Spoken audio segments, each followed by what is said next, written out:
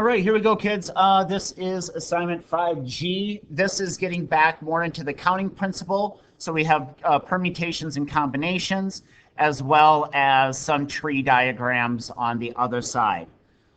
So again, what the difference between a permutation and a combination is a permutation is like a president,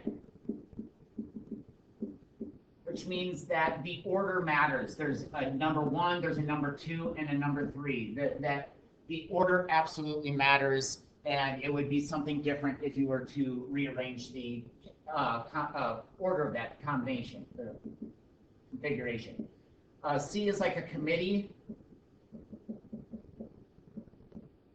And what a committee is you get 3 people or whatever, and you make a group of them. So like a grouping of 1, 2, and 3 is the same thing as saying a grouping of 3, 2, and 1. Those two things are exactly the same. There is no difference, so it's only counted once. That's what a permutation and a combination is. You don't have to do it longhand, but again, just in case you do have to do it, you know, all the calculators in the world are broke. NPR is going to be the denominator is n minus r. And the combination, it will be a smaller answer. And so that's n minus r with an additional r.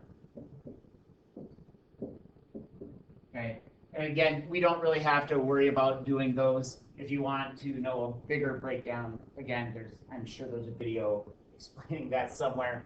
But again, we don't got time for that.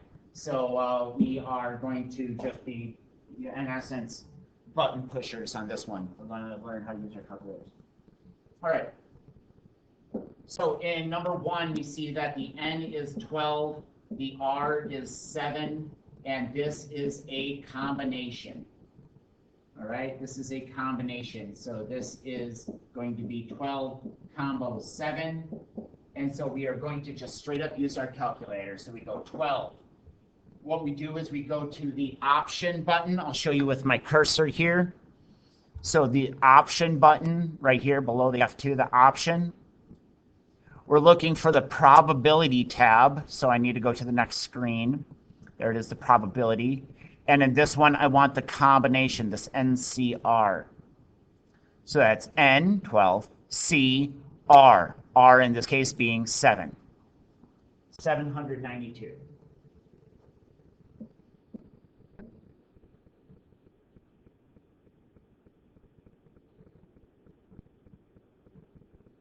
Okay, same idea. The N in this case is 10. The R is 4. This is a permutation. So this is implying 10 permute 4. So the order would matter in this case if it were a word problem. So back it all the way up. So this 10, again, I go to that option button. I go to the probability tab. I want the probability, so that'd be the F2, 4. So NPR, and that's 54.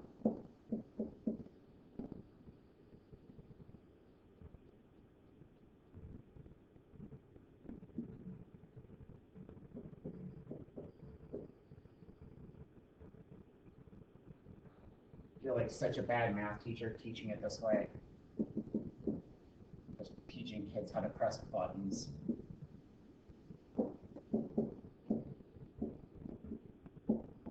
Hard to argue that people are getting smarter because of this.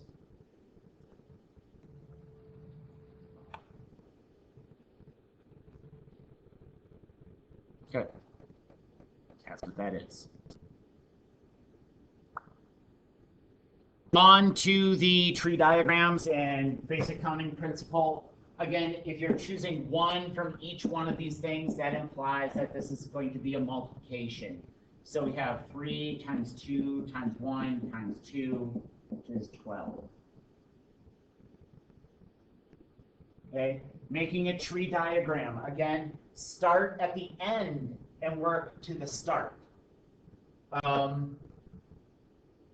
So I see that the very last category is 2 shoes. Now I also have shirts, so I'll call this what? S O for shoes, S-O or something. S-O for shoes. And I have 12 of those.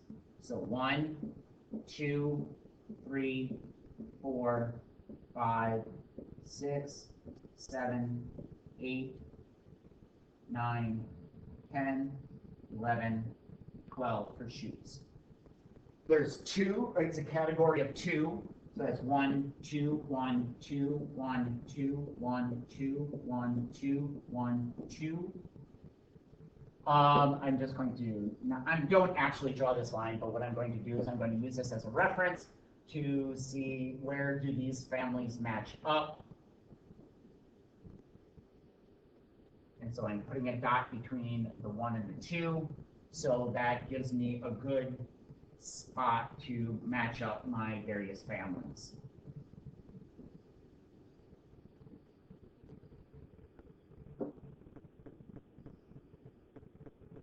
Okay, now I'm on the category that comes before that, and that is ties.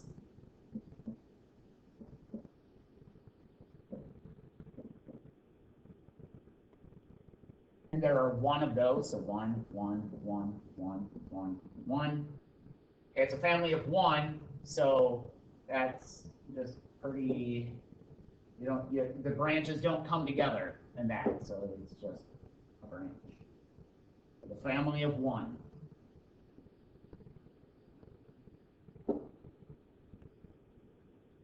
All right, before that comes pants.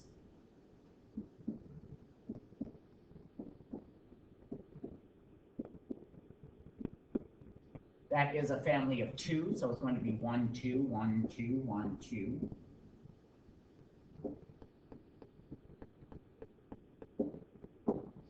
Middle of these guys right there, branch.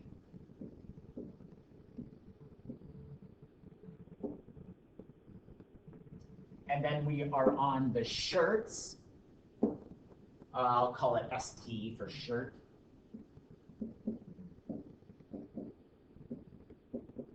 There are 3 of those, so it'll be 1, 2, 3, 1, 2, 3. The middle of that would be centered on the 2 branches. That.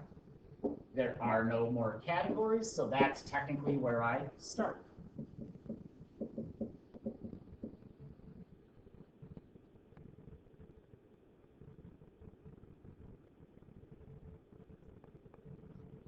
Okay, that is one type of tree diagram that we will be asked to complete.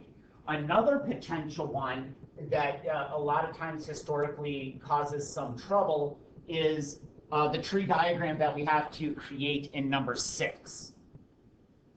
Or so say you have three questions, each are true and false. Make a tree diagram to show the possible answers. And so here's what some dumbasses do all the time. This is what their tree diagrams look like. They see, oh, this is a category of 2, this is a 3, and so what happens is ultimately this is what some dumb craps will do.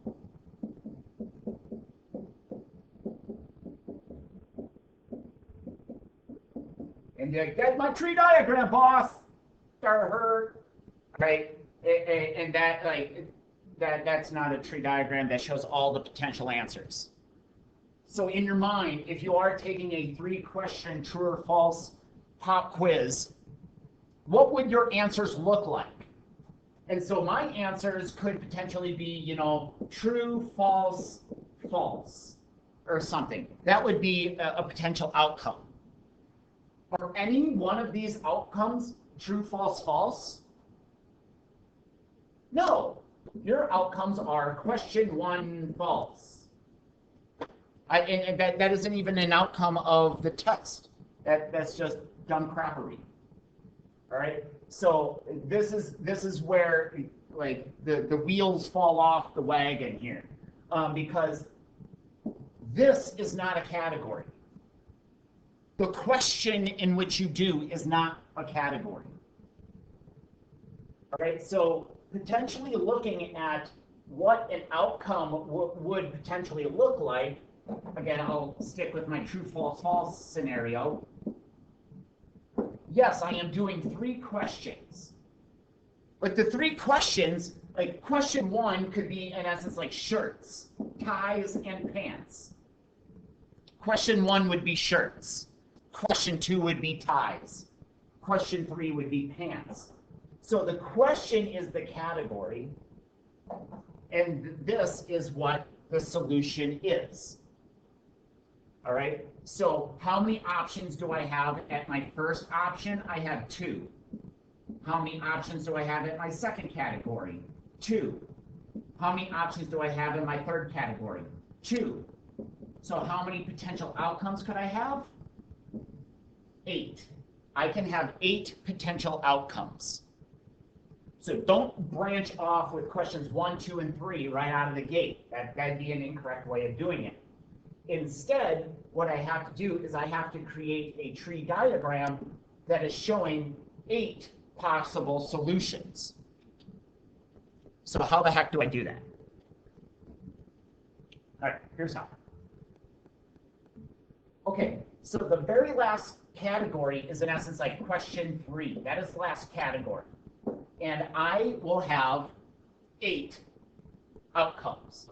So it'll be true, false, true, false, true, false, true, false. This is all of question 3.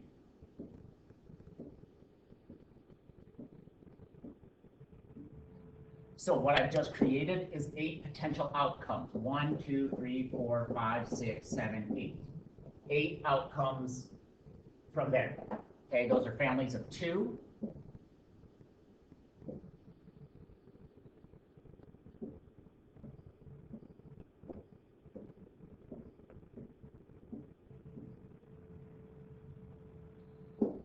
And so I work back to question 2. What are the options of question 2? Again, true and false.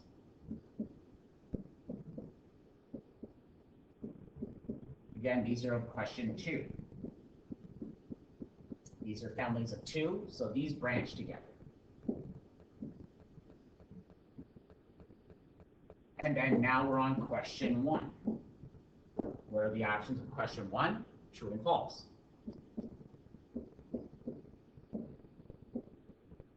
Branch together, and now I'd be starting my test. So now what you can do is you can take a look at one of these solutions. You can take a look at any one of these solutions, and what would the solution of that test be? It would be true, false, false. That could be a potential correct answer. Or you could take a look at something else where it'd be, false, false, true. That could be a potential outcome. So now these are potential real answers. And so if you're taking a 3-question pop quiz, what were your answers? False, false, true. Not some stupid answer that would be question 1, false. Right? That doesn't make any sense. Right? So this is another potential outcome if you're taking, like a true or false pop quiz or a multiple choice test or something like that. The question itself is not an option. Okay? So the questions are like the categories. As I said, it's like saying shirts, ties, and pants. Kind of like what we did up here. We go through the different categories and we have the options of each of the categories. So the categories, you go through each of the categories and you have the options of each of the categories represented.